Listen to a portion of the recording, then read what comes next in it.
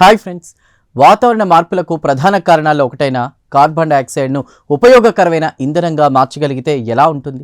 ప్రపంచవ్యాప్తంగా శాస్త్రవేత్తలు ఎన్నో సంవత్సరాలుగా ఇదే లక్ష్యంపై పనిచేస్తున్నారు. అయితే ఈ ప్రక్రియలో ఒక పెద్ద సమస్య దశాబ్దాలుగా అడ్డంకిగా నిలిచింది.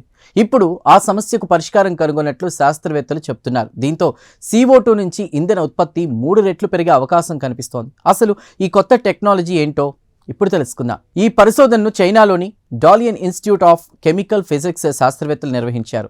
పరిశోధన ఫలితాలు కెమ్ జర్నల్లో ప్రచురితమయ్యాయి.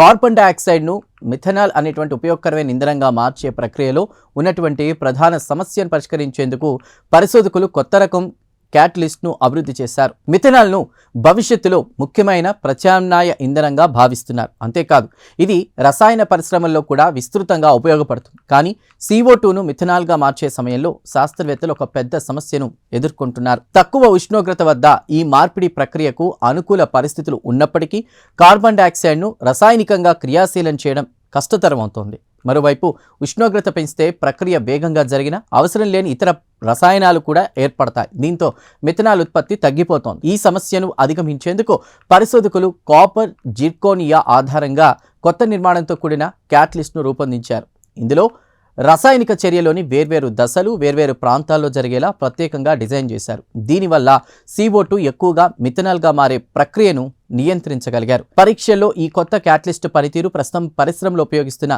సాధారణ క్యాటలిస్టులతో పోలిస్తే దాదాపు 3 రెట్లు మెరుగ్గా ఉన్నట్టు తేలింది. అలాగే అవసరం లేని కార్బన్ మోనాక్సైడ్ వంటి ఉప ఉత్పత్తులు కూడా గణనీయంగా తగ్గినట్లు పరిశోధకులు గుర్తించారు. అంటే పరిశ్రమల నుంచి విడుదలయ్యే కార్బన్ డయాక్సైడ్ను నేరుగా ఉపయోగకరమైన ఇంధనంగా మార్చే టెక్నాలజీలు మరింత సమర్థవంతంగా మారే అవకాశం ఉంది. దీంతో కార్బన్ ఉద్గారాలను తగ్గించడంతో పాటు కొత్త ఇంధన వనరులను కూడా పొందవచ్చు. చూశారుగా, పర్యావరణానికి హానికరంగా భావించే కార్బన్ డయాక్సైడ్ను విలువైన ఇంధనంగా మార్చే దిశగా శాస్త్రవేత్తలు మరో కీలక అడుగు వేశారు.